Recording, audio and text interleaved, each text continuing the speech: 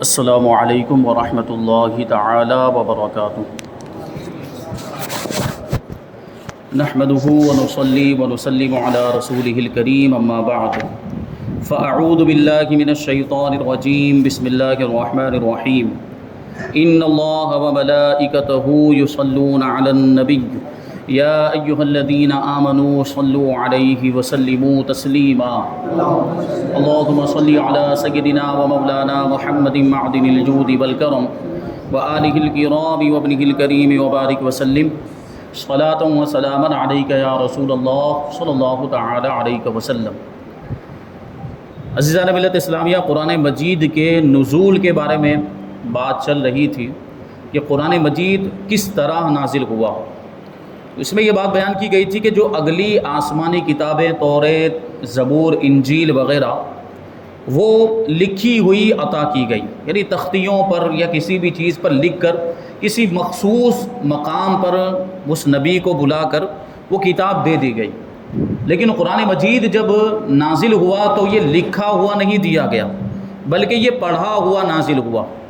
اور اس کی صورت کیا تھی کہ حضرت جبریل امیر حضور پاک صلی اللہ علیہ وسلم کی بارگاہ میں قرآن کی آیتیں لے کر آتے تھے اور قرآن کی آیتیں حضور پاک صلی اللہ علیہ وسلم کو سناتے تھے۔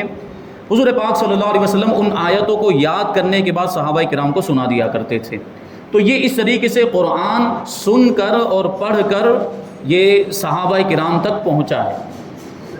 تو یہ جو قرآن مجید ہے اس کے نازل ہونے کی یہ خصوصیت ہے، اور اس میں ایک خوبی بھی ہے جس کو پہلے بیان کیا گیا تھا کہ جو لکھا ہوا ہوتا ہے اس میں چہرے کے ہاؤ بھاؤ اور ایکسپریشن اور کس انداز میں وہ بات کہی گئی ہے اس کا ہم پتہ نہیں لگا سکتے۔ وہ تو لکھی ہوئی ہے، ہم ایک ہی معنی اس سے مراد لے سکتے ہیں، ایک ہی ایکسپریشن اس سے مراد لے سکتے ہیں، لیکن جب پڑھ کر سنائی جائے، کوئی چیز بولی جائے تو اس کے الگ الگ انداز ہوتے ہیں بولنے کے۔ جیسے کہ میں نے عرض کیا تھا، ایک جملہ ہے کہ تم دہلی جاؤ گے، تو یہ سوال کے انداز میں بھی ہو سکتا ہے، یہ بولا، اگر اس کو لکھا ہوا دیکھیں تو یہ سیم لکھا ہوا ہم کو دکھے گا، اور یہ کس یوں سمجھیں کہ کس یوں ایکسپریشن کے تحت یہ بولا گیا ہے ہم اس کا اندازہ نہیں لگا پائیں گے۔ کس چیز کے تحت اور کس جذبے کے تحت بولا گیا ہے ہم اس کا اندازہ نہیں لگا سکتے۔ اگر یہ لکھا گیا اور لکھا ہوا ہم دیکھیں کہ تم دہلی جاؤ گے، کہ یہ سوال پوچھنے کے لیے لکھا ہے یا تعجب کے طور پر لکھا ہے یا مذاق اڑانے کے لیے کسی نے یہ لکھا ہے تو ہم اندازہ نہیں لگا، لیکن اگر اس جملے کو بولا جائے تو ہم بولنے والے کا انداز دیکھ کر بھی یہ بات پتہ لگا سکتے ہیں کہ اس سے مراد کیا ہے۔ وہ سوال کرنا چاہتا ہے یا سامنے والے کا مذاق اڑانا چاہتا ہے یا تعجب کے طور پر۔ جیسے یہی ہے، میں نے اس کو انداز میں بھی بتایا تھا کہ جیسے اگر سوال کرنے کے لیے جملہ بولے تو ہوگا تم دہلی جاؤ گے، یہ سوال کرنے کا انداز ہو، اور تعجب کا انداز تم دہلی جاؤ گے، یعنی تم دہلی جاؤ گے تو تمہارے دہلی جانے پر مجھے تعجب ہے۔ مذاق کے طور پر بھی ہو سکتا ہے، تم دہلی جاؤ گے، تمہاری اوقات کیا کہ تم دہلی جاؤ گے، یہ ہے۔ اور کبھی ایسا ہوتا ہے کہ خبر کے طور پر کوئی چیز ہوتی ہے، خبر دینے کے لیے کوئی بات کہی جاتی ہے، تو یہ بولنے میں فائدے ہوتے ہیں، یہ کہ جب آدمی بولتا ہے تو اس کے ایکسپریشن کے ذریعے ہمیں جو ہے بہت ساری باتیں سمجھ میں آ جاتی ہیں کہ کس چیز کے لیے یہ بات کہی جا رہی ہے اور کیا انداز ہے اور کیا معنی مراد ہے۔ تو قرآن مجید کو اسی طرح نازل کیا گیا تاکہ یہ ساری خوبیاں بھی قرآن مجید میں شامل ہو جائیں۔ تو یہ دیکھیں، مثال کے طور پر حضرت مصنف علیہ رحمہ فرماتے ہیں کہ مجھ سے ایک شخص نے کہا تھا، مفتی احمد یار خان نعیمی حکیم الامت رحمۃ اللہ تعالی علیہ لکھتے ہیں کہ مجھ سے ایک شخص نے کہا تھا کہ حضرت ابراہیم علیہ السلام نے تاروں کے بارے میں فرمایا ھذا ربی، کہ ان کی قوم کے جو لوگ تھے، حضرت ابراہیم علیہ السلام کی قوم کے لوگ، وہ تاروں کی پوجا کیا کرتے تھے، ستاروں کی پوجا کرتے تھے، سورج کی پوجا کرتے تھے، چاند کی پوجا کرتے تھے۔ تو چاند یہ ستارہ طلوع ہوا تو حضرت ابراہیم علیہ السلام نے کہا ھذا ربی۔ اب ھذا ربی کا معنی کیا ہوتا ہے؟ یہ میرا رب ہے، یہ میرا رب ہے۔ اب اس کا کیا مطلب ہوا کہ کیا معاذ اللہ حضرت ابراہیم علیہ السلام بھی اس ستارے کو اپنا معبود اور خدا مان رہے ہیں؟ اور ایک نبی تو کبھی بھی شرک کر ہی نہیں سکتا، نبی تو شرک کو مٹانے کے لیے آتا ہے۔ تو اگر لکھا ہوا دیکھ کر ہم اس کے ایک ہی معنی کو مراد لے لیں، یعنی یہ معنی مراد لے لیں کہ حضرت ابراہیم علیہ السلام نے خبر دینے کے لیے یہ بات کہی ہے کہ یہ ستارہ جو طلوع ہوا ہے یہ میرا رب ہے، تو یہ معنی تو قرآن مجید کی مراد نہیں ہے۔ قرآن مجید میں جو حضرت ابراہیم علیہ السلام کا یہ قول نقل کیا گیا اس کا یہ مقصد نہیں ہے۔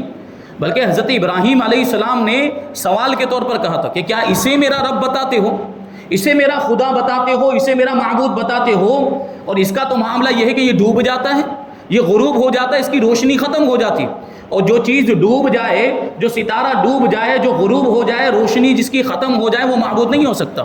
اسی طرح استدلال کیا ہے حضرت ابراہیم علیہ السلام نے، وہ سورج کے بارے میں، چاند کے بارے میں پورا جو ہے کہ یہ واقعہ جو ہے یہ پورا جو ان کی قوم کے ساتھ ان کی گفتگو ہوئی تھی، اور حضرت ابراہیم علیہ السلام نے دلیل کے طور پر یہ باتیں رکھی تھی کہ سورج کو تم خدا مانتے ہو تو سورج بھی تو ڈوب جاتا ہے، اور چاند کو خدا مانتے ہو تو چاند کا بھی یہی معاملہ ہے کہ وہ بھی ڈوب جاتا ہے، اس کی روشنی بھی ختم ہو جاتی، غروب ہو جاتا ہے، اور ڈوبنے والے جو ہوتے ہیں وہ کبھی خدا نہیں ہو سکتے۔ تو یہ حضرت ابراہیم علیہ السلام نے سوال کے طور پر کہا تھا۔ تو دیکھیے حاذا ربی، یہ میرا رب ہے، اور یہ جملہ اگر دیکھنے جائیں تو یہ میرا رب ہے یہ شرک ہے۔ وہ سوال پوچھنے والے نے یہ پوچھا تھا کہ حضرت ابراہیم علیہ السلام نے یہ جملہ کہا، یہ جملہ تو شرک ہے۔ انبیاء کرام شرک سے معصوم ہوتے ہیں، ان سے شرک ہو ہی نہیں سکتا، بلکہ وہ تو شرک کو مٹانے کے لیے آتے ہیں۔ تو پھر آپ نے یہ کیوں فرمایا، یعنی حضرت ابراہیم علیہ السلام نے ستارے کو میرا رب کیوں کہا؟ تو حضرت حکیم الامت ارشاد فرماتے کہ میں نے اس کو جواب دیا کہ ہم کو یہ جملہ لکھا ہوا ملا ہے قرآن مجید کے اندر، اس سے ہم ان کی مراد کے سمجھنے میں غلطی کر سکتے ہیں کہ انہوں نے کس انداز میں یہ بات کہی ہے۔ ممکن ہے کہ انہوں نے اس کو اس طرح بولا ہو کہ جس سے انکار یا سوال کے معنی پیدا ہوتے ہیں، سوال کرنے کے لیے کہا ہو۔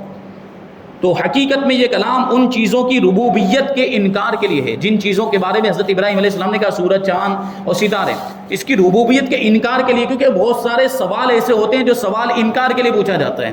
تو حضرت ابراہیم علیہ السلام نے یہ انکار کے طور پر کہا تھا۔ غرض ہے کہ بولنے اور لکھنے میں بڑا فرق ہوتا ہے۔ بولنے میں بہت سارے اس کے ایکسپریشن ہوتے ہیں، جذبات کا اظہار بھی ہو جاتا ہے کہ آدمی کس انداز میں بول رہا ہے اور کیا مراد لے رہا ہے۔ کوئی انسان قرآن کریم کو صاحب قرآن یعنی حضور پاک صلی اللہ علیہ وسلم کی طرح نہیں سمجھ سکتا اور نہیں جان سکتا۔ اس کی چند وجہیں ہیں، ان میں سے ایک وجہ یہ بھی ہے کہ ہم نے قرآن کریم جبریل امین کی زبان سے نہیں سنا، حضور نے حضرت جبریل کی زبان سے سنا، لہٰذا ادا کرنے میں جو اسرار و نکات یعنی اس میں جو راز کی باتیں ہیں اور حاصل ہوئی ہوں گی، ان تک ہمارا دماغ کیسے پہنچ سکتا ہے؟ یعنی حضرت ابراہیم نے حضرت جبریل علیہ السلام نے حضور کو کس انداز میں آ کر سنایا ہوگا، کون سی آیت کس انداز میں سنائی ہوگی، اور حضور پاک صلی اللہ علیہ وسلم نے پھر آگے صحابہ کرام کو کس انداز میں سنایا، اور حضور نے اس کو کیسے سمجھا، یہ تو حضور ہی جان سکتے ہیں اور سنانے والا جان سکتا ہے۔ ہمیں تو لکھا ہوا ملا ہوا ہے، ہمارے پاس تو یہ قرآن جو ہے کتابی شکل میں موجود ہے، تو یہی معاملہ، ہم پورے طور پر قرآن مجید کو اس طرح نہیں سمجھ سکتے جس طرح ہمارے آقا حضور رحمت عالم صلی اللہ علیہ وسلم نے اس کو سمجھا۔ قرآن کریم کا نزول چند طریقوں سے اور چند بار ہوا ہے۔ اولاً لوح محفوظ سے پہلے آسمان کی طرف نازل ہوا، یعنی قرآن مجید لوح محفوظ میں لکھا ہوا تھا۔ لوح محفوظ یعنی جس میں دنیا جب سے بنی ہے اور قیامت تک کی ساری باتوں کو، ساری چیزوں کو لکھ دیا گیا ہے لوح محفوظ میں۔ اسی میں سارے انسانوں کی، ساری مخلوقات کی تقدیریں بھی لکھی ہوئی ہے، کون کیا کرنے والا ہے، کون کیسا آدمی ہوگا، نیک ہوگا، برا ہوگا، اس کا رزق کیا ہے، ساری باتیں جو ہے کہ لکھ دی گئی ہے لوح محفوظ میں۔ تو قرآن مجید بھی لوح محفوظ میں لکھا ہوا موجود تھا۔ اب وہاں سے قرآن مجید نازل ہوا آسمان دنیا کی طرف، جس کو ہم پہلا آسمان کہتے ہیں۔ یہ جو قرآن مجید نازل ہوا، یہ ایک نازل اور یک بارگی رمضان کی شب قدر میں نازل ہوا۔ یہ لوح محفوظ سے جو آسمان دنیا کی طرف نازل ہوا، پہلے آسمان پر جو نازل ہوا، یہ ایک ساتھ میں نازل ہوا۔ پورا کا پورا قرآن مجید جو ہے وہ لوح محفوظ سے پہلے آسمان کی طرف نازل کیا گیا۔ اس کے بارے میں قرآن مجید میں اللہ تبارک و تعالیٰ ارشاد فرماتا ہے، شہر رمضان الذی انزل فیہ القرآن اور انا انزلناہ فی لیلۃ القدر، یعنی رمضان کا مہینہ جس میں قرآن اتارا گیا، اور بے شک ہم نے اسے لیلۃ القدر یعنی شب قدر میں اتارا۔ تو اس کا کیا مطلب ہوا؟ جبکہ ابھی آگے آپ سنیں گے کہ قرآن مجید جو ہے وہ 23 سال کے عرصے میں ضرورت کے مطابق تھوڑا تھوڑا نازل ہوتا رہا، تو یہ رمضان میں نازل کرنے کا کیا مطلب ہوا، یا شب قدر میں اس کو نازل کرنے کا کیا مطلب ہوا؟ تو اس کا مطلب یہی ہے کہ شب قدر میں اور رمضان المبارک میں وہ لوح محفوظ سے پہلے آسمان کی طرف پورا نازل کر دیا گیا، پھر وہاں سے یعنی آسمان دنیا سے پہلے آسمان سے ضرورت کے مطابق تھوڑا تھوڑا کر کے نازل ہوتا رہا۔ اسی کو بیان کرتے ہیں نبی کریم صلی اللہ علیہ وسلم پر 23 سال کے عرصے میں تھوڑا تھوڑا بقدر ضرورت آتا رہا، یعنی پہلے آسمان دنیا پر نازل ہو گیا، پھر وہاں سے تھوڑا تھوڑا کر کے جیسی جیسی ضرورت ہوتی، جیسی جیسی حاجت پیش آتی، ویسی ویسی آیتیں نازل ہوتی تھیں۔ اور احادیث سے ثابت ہے کہ رمضان میں حضرت جبریل امین حضور صلی اللہ علیہ وسلم کی خدمت اقدس میں حاضر ہو کر سارا قرآن سنایا کرتے تھے، یعنی اس کا دور کرتے تھے، جو کچھ بھی نازل ہوا ہوتا تھا اس کا دور کرتے تھے. اور بعض آیتیں دو بار بھی نازل ہوئی. اس کا بھی کیا مطلب ہوا کہ بعض آیتیں 2 مرتبہ، یعنی ضرورت تھی ایک مرتبہ نازل کرنے کی تو ایک مرتبہ، اگر 2 مرتبہ کسی آیت کی ضرورت پیش آئی تو 2 مرتبہ بھی نازل. جیسے سورہ فاتحہ کے بارے میں بھی بیان کیا گیا کہ سورہ فاتحہ 2 مرتبہ نازل ہوئی، ایک مرتبہ مکہ مکرمہ میں نازل ہوئی اور دوسری مرتبہ مدینہ منورہ کے اندر نازل ہوئی. تو جیسی ضرورت تھی ویسی آیتیں نازل ہوتی رہی. تو اس کا کیا مطلب ہے کہ پہلے سے کہیں پر یہ آیتیں موجود تھیں، لکھی ہوئی، وہیں سے لا کر اللہ تبارک و تعالیٰ کے حکم کے مطابق حضرت جبریل حضور کو سناتے تھے، پھر حضور پاک صلی اللہ علیہ وسلم آگے صحابہ کرام کو سنایا کرتے تھے ضرورت کے مطابق. تو یہ دیکھیں خلاصہ یہ ہوا کہ حضور صلی اللہ علیہ وسلم پر قرآن کا نزول کئی طریقے سے ہوا، لیکن احکام اس نزول سے جاری فرمائے جاتے تھے جو بذریعہ جبریل امین تھوڑا آتا تھا. یعنی جو احکام ہوتے تھے کہ یہ کرنا، یہ نہیں کرنا، نماز پڑھنی، روزہ رکھنا ہے، زکوٰۃ ادا کرنی، حج کرنا ہے، نیکیاں کرنی، یہ سب احکام جو ہوتے تھے وہ اس نزول کے ذریعے نافذ کیے جاتے تھے جو حضرت جبریل لے کر آتے تھے اور حضور کو سناتے تھے.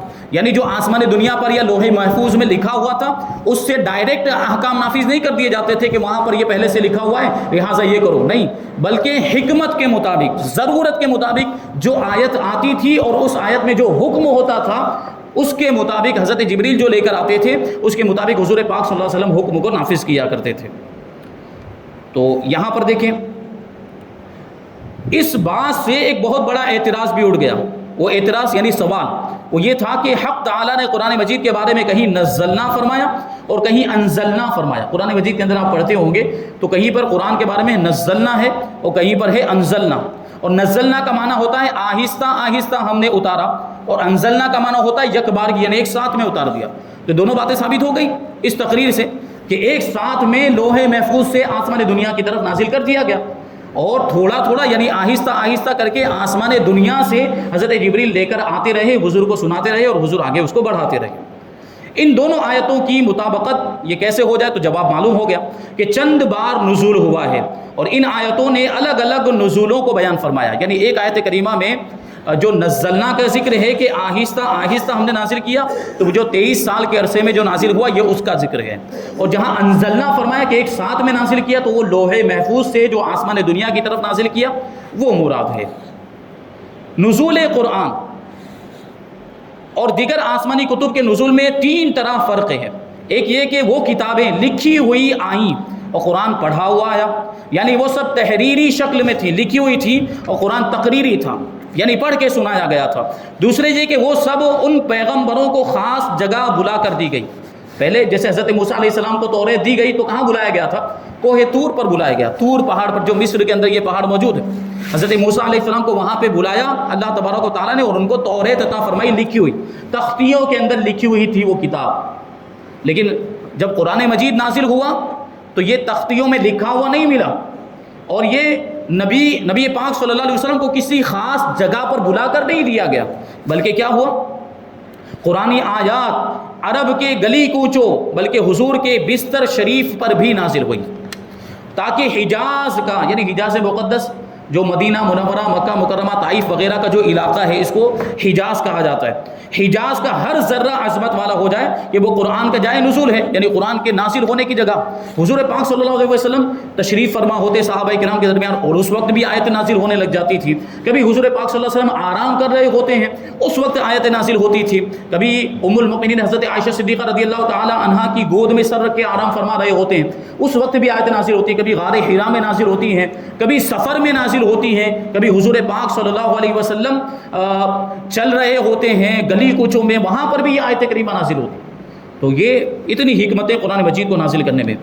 تیسرے یہ کہ وہ کتب یکبار کی اتری، ایک ساتھ میں نازل ہوئی، اور قرآن کریم 23 سال میں نازل ہوا تاکہ حضور سے ہمیشہ اللہ تعالیٰ کی ہم کلامی رہے. کہ اگر ایک ساتھ میں پورا قرآن مجید دے دیا جاتا تو بات وہیں پر ختم ہو جاتی.